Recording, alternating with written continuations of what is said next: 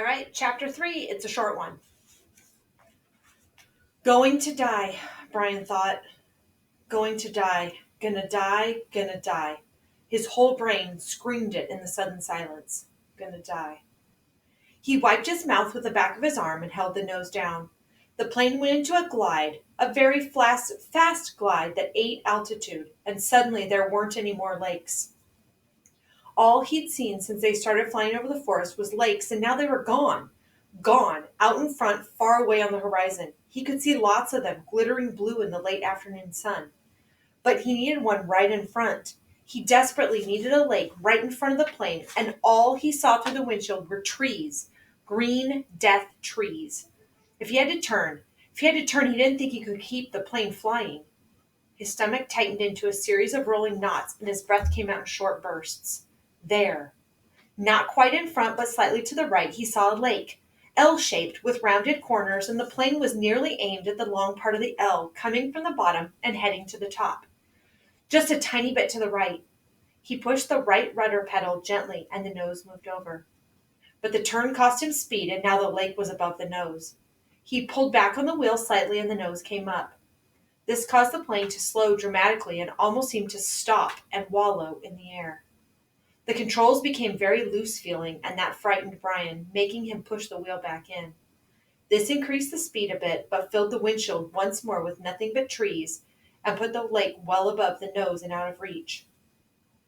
For a space 3 or 4 seconds, things seemed to hang, almost to stop.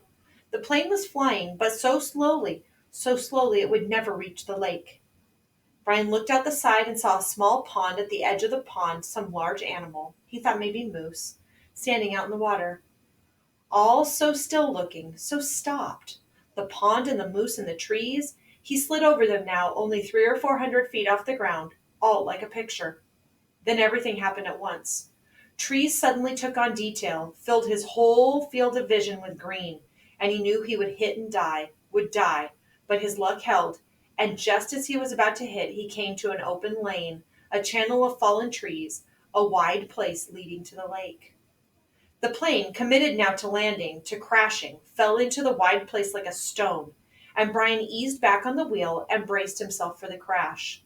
But there was a tiny bit of speed left, and when he pulled on the wheel, the nose came up, and he saw in front the blue of the lake, and at that instant the plane hit the trees. There was a great wrenching as the wings caught the pines at the side of the clearing and broke back, ripping back just outside the main braces. Dust and dirt blew off the floor into his face so hard he thought there must have been some kind of explosion. He was momentarily blinded and slammed forward in the seat, smashing his head on the wheel.